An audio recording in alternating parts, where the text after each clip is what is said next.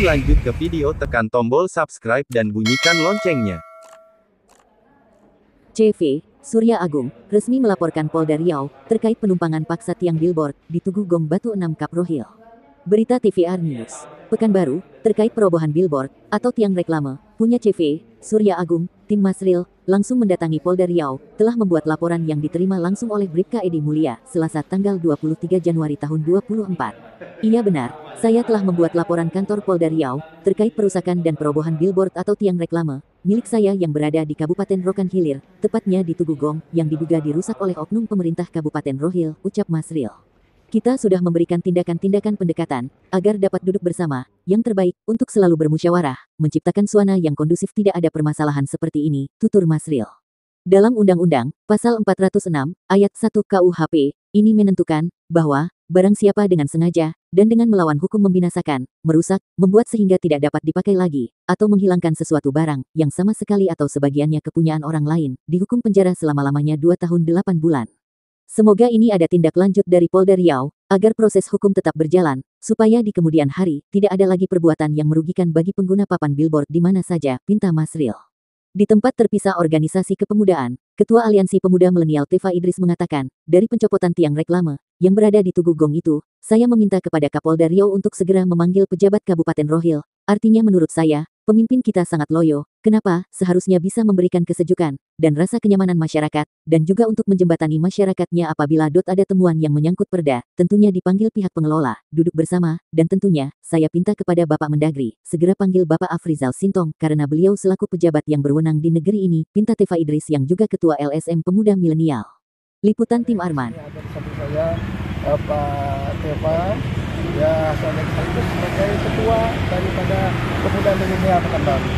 Dan banyak dari pihak lain juga yang mendukung kita untuk melaporkan hal ini, untuk mengetahui untuk bagaimana duduk masalah ini sebaiknya, ya kan? Agar berita-berita berkembang ini membuat kesejukan bagi seluruh masyarakat Riau secara umum dan mungkin Rokan Hilir secara khusus dan kita semuanya pelaku-pelaku dunia advertising. Dan untuk bersama-sama kita bisa duduk untuk bicarakan kebaik ke depannya supaya hal-hal seperti ini nggak terjadi lagi. Jadi kali ini laporan atau cuma aduan masyarakat yang disampaikan? Aduan masyarakat. Jauh ini kerugian material dan imaterial berapa yang Kalau material itu di atas sekitar 60 jutaan. Nah ini menyangkut dengan konstruksi segala macam, lalu korban, ya kan, transportasi apa segala macam, selama apa ini semua. Karena kita sudah melakukan semacam pendekatan, itu juga termasuk hal-hal yang mungkin harus dipertimbangkan. Harapan Pak sendiri terhadap penegak hukum nih? Ya, karena kita tahu bahwasanya negara kita ini adalah negara hukum yang selalu tegak untuk memberi keadilan kepada masyarakat. Dan kita sudah awalnya melakukan suatu tindakan-tindakan yang baik untuk selalu bermusyawarah, apapun itu bentuk dan caranya. Berharap kejadian-kejadian kemarin itu didudukkan secara musyawarah. Tapi ini justru tidak ada, secara sepihak tiba-tiba malamnya sudah dibongkar. Jadi kita sangat terkejut hal-hal seperti ini dilakukan dan kita berharap hal ini nggak terjadi lagi di negeri ini. Apalagi kalau penguasa itu harus pengayom, penyejuk, peneduh dan bisa memberikan keadilan kepada dan pelindung bagi masyarakat. Mudah-mudahan dari pihak Polda bisa menjembatani ini secara baik, ya kan, sehingga tercipta suasana yang kondusif di saat-saat negeri ini. Karena ini menyangkut juga adanya partai yang tersangkut di sini, terutama Partai Nasdem ya, yang dibuka kemudian dirobohin. Sementara itu beliau sudah melakukan secara benar kontrak kepada kita pihak partai. Apapun itu namanya, sesuatu itu bisa dimusyawarahkan dengan baik dan benar dan tidak menimbulkan kegaduhan dan kecewaan sehingga hal-hal seperti ini nggak terjadi.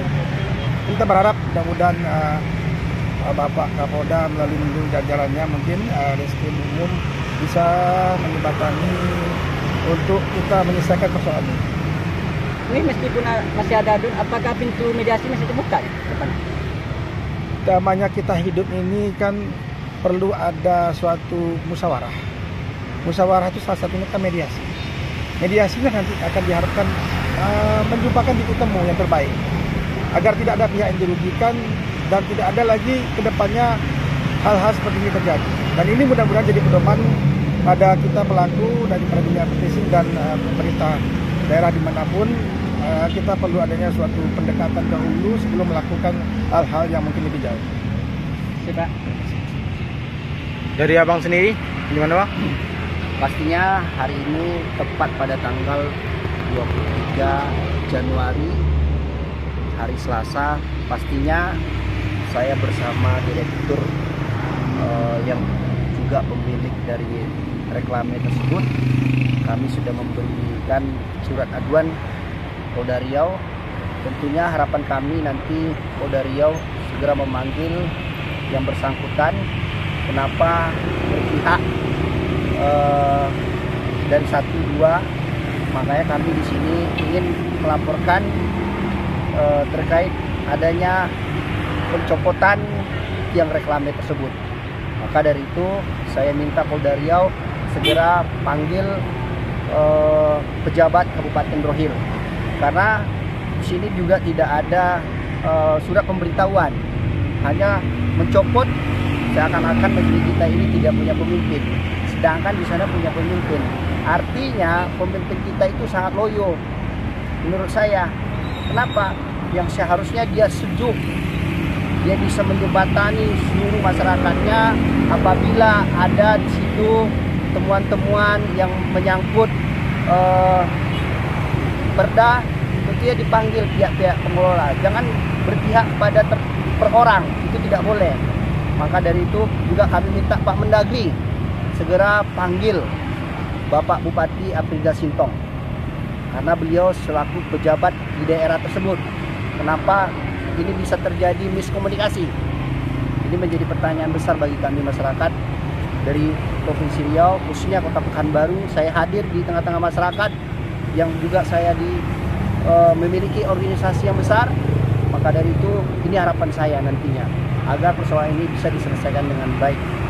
Jadi apa tanggapan abang kalau seandainya keterlambatan dari tim yang udah abang laporkan belum dipanggil, apa langkah-langkah selanjutnya bang? Ya pastinya saya akan mencoba untuk melakukan upaya-upaya. Kalau tidak, kita akan melakukan aksi unjuk rasa dan kami menuntut keadilan yang sebenarnya.